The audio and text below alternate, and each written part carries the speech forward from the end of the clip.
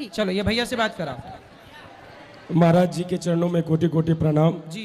मैं मिथिला की धरती दरभंगा से आया हूँ। आप हमारे क्षेत्र में गए हुए थे कुशेश्वर स्थान में, मैंने वहाँ भी प्रयास किया था कि आपसे यह सवाल कर सकूं, और घर में भी हम अक्सर चर्चाएं करते हैं। महाराज जी, हम मिथिला नगरी से हैं। हमारे क्षेत्र के लिए कहा गया है मैथिली में, पग पग पोखर माछ मखान, सरस बोल मुस्की मुखपान, विद्या वैभव शांति प्रतीक, सुंदर नगरी मिथिला थी। मतलब महाराज जी, हमारे क्षेत्र में मछली की बहुत प्रधानता है। हमारे में माछ पान मखान 3 प्रधानताएं बताई गई। हम शायद पूरे भारत में अकेले मैथिल ब्राह्मण होंगे जो मछली भी खाते हैं प्रेम से, क्योंकि हमारे यहाँ जन्म से छठिहारी से लेकर कटिहारी तक मछली का प्रमाण है।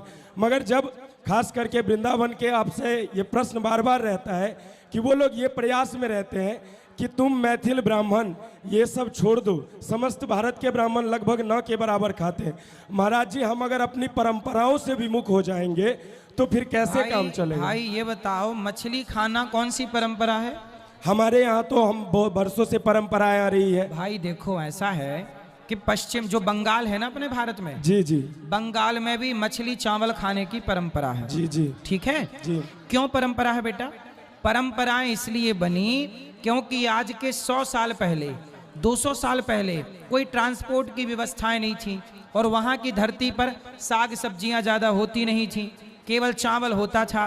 तो चावल को खाएंगे किससे? तो मछली सुलभता से मिल जाती थी, तो मछली चावल उनकी मजबूरी थी। ये तो बंगाल की महाराज जी, सुनो ना, वहाँ की क्या थी? वहाँ की मजबूरी थी। उसी तरह बंगाल से लगा हुआ ही तो है बिहार जी। कौन सा दूर है जी। तो वो पूरा क्षेत्र जो था ना, बेल्ट आपका पूरा मिथिला, जी, जी। वो भी तो लगा ही हुआ है बंगाल से। जी जी। तो फिर वो पूरा जो प्रांत है वहाँ मजबूरन ना कुछ होने के कारण चावल होता है, बस ना कुछ होने के कारण केवल मछली चावल की परंपरा बन गई। लेकिन अब वो समय बदल गया। अब हमारे यहाँ भूमि भी अच्छी हो गई, सब उपज भी हो गई, ट्रांसपोर्ट भी हो गया। तो बेटा, जब जरूरत थी, जब आवश्यकता थी, मजबूरी थी, तो मछली चावल खाए। पर अब तो बेटा मजबूरी नहीं है। जब मजबूरी नहीं है तो हम क्यों मछली की हत्या करें अपने स्वार्थ के लिए? महाराज जी, मगर करोड़ों करोड़ों घर में। अच्छा ये बताओ, हमारे भारत की परंपरा है अहिंसा ही परमो धर्मः। आप मानते हो इस बात को? जी मानते हैं। हमारे वेद कह रहे हैं अहिंसा ही परमो धर्म। जब अहिंसा को हम हिंदू धर्म मानते हैं तो फिर मछली की हत्या करना सही कैसे हो जाएगा? हमारे यहाँ चींटी को मारना भी पाप है, तो मछली को मारना पाप नहीं है? पहले ये बताओ कि किसी की हत्या करना पाप है कि पुण्य है? नहीं, पाप है। तो मछली को मारना पाप है कि पुण्य है? तो केवल मछली या और भी लोगों को मारना पाप है, क्योंकि प्राण की तुलना तो शरीर देखकर तो महाराज जी नहीं किया जा सकता है। तो फिर मछली आप यदि खाते हैं तो पाप तो हो रहा है ना आपसे। मगर पाप हम इसको ऐसे कैसे माने महाराज जी, जो हमारे परंपरा और संस्कृति, क्योंकि तारा भगवती है। ये बताओ, परंपराओं के नाम पर तो आज बकरे की बलि भी चढ़ाई जाती है मंदिरों में। हमारे यहाँ होती, हमारे कुल देवी को बकरी बलि चढ़ाई जाती है। तो ये परंपराएं गलत हैं कि सही हैं? इसको हम कैसे सही, गलत और सही कहें? भाई बताओ ना, ऐसा है। क्योंकि महाराज जी हम बता हम लेना चाहते हैं। पहले एक बात सुन लो, हमारे भारत का हिंदू धर्म का प्रमाण है वेद। ठीक है। क्या प्रमाण है? वेद। और वेद में क्या लिखा है? अहिंसा ही परमो धर्म। जब वेद अहिंसा की बात कह रहे हैं तो जिस देश में, जिस धर्म में हम कहते हैं कि चींटी को मारना भी पाप है, ठीक है, हमारे यहाँ देवी क्यों कहेगी कि तुम हमारे मंदिर में बकरा चढ़ाओ? अरे बलिदान का अर्थ आप लोग समझ ही नहीं पाए। बलिदान का मतलब बकरे का बलिदान नहीं, बलि चढ़ानी ही है तो अपने अभिमान की बलि चढ़ा दो, अपने बुराइयों की बलि चढ़ा दो। बलिदान का मतलब होता है बलि के जैसा दान। पूरा सुनो, बलिदान का फुल फॉर्म क्या हुआ? बलिदान का मतलब क्या हुआ? समर्पण भाव, त्यागना।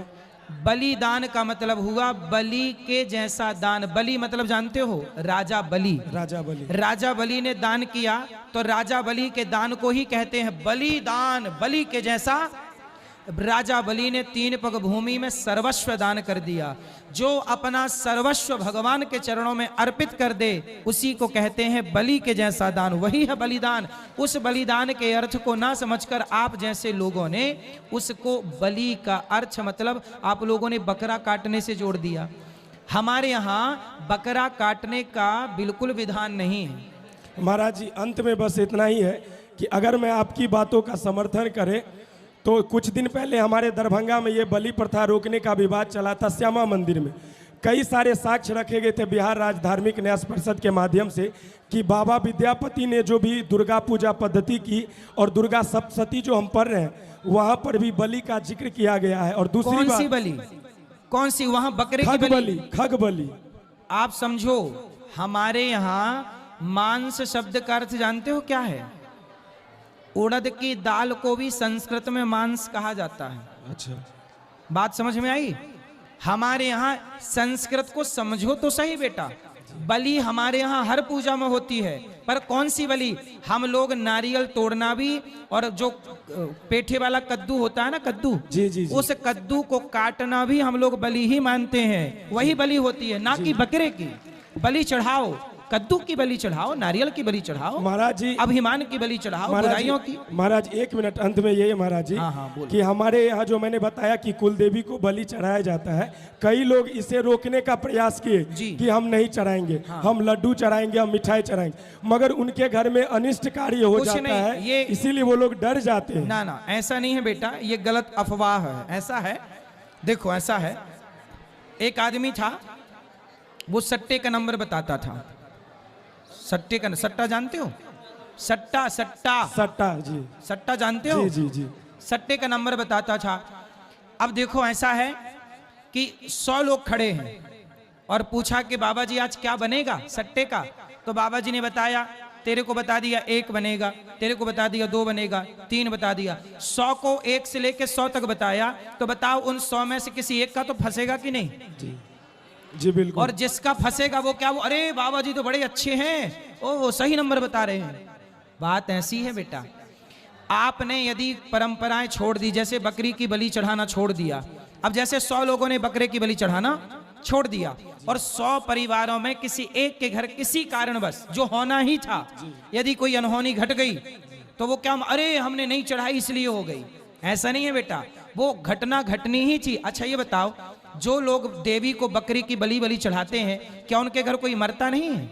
मरता ही है। फिर तो बकरी की बलि चढ़ाने से भी तो कोई अमर नहीं हो रहा है, सबको मरना ही पड़ेगा, तो क्यों किसी की हम हत्या करें? तो हमारी नानी माँ बैठी हुई है, मम्मी बैठी हुई, नाना जी, एक बार सभी को राधे राधे बोल दीजिए, बहुत बड़े भक्त हैं आपके। अब ये बताओ कि ये बलि चढ़ाना सही है कि गलत है?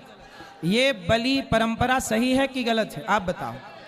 नहीं महाराज जी, हम ऐसे तो संतुष्ट नहीं हो सकते हैं। फिर कैसे होगे? नहीं संतुष्ट हो सकते हैं। कैसे होगे बताओ? क्योंकि जब तक हमें ऐसा ठोस प्रमाण नहीं मिल मतलब जाता। वेद को आप प्रमाण नहीं मानते? नहीं, वेद को मानते हैं, मगर दुर्गा सप्तशती को हम कैसे ना तो मानते? दुर्गा सप्तशती का अर्थ जानते हो? संस्कृत पढ़ते हो?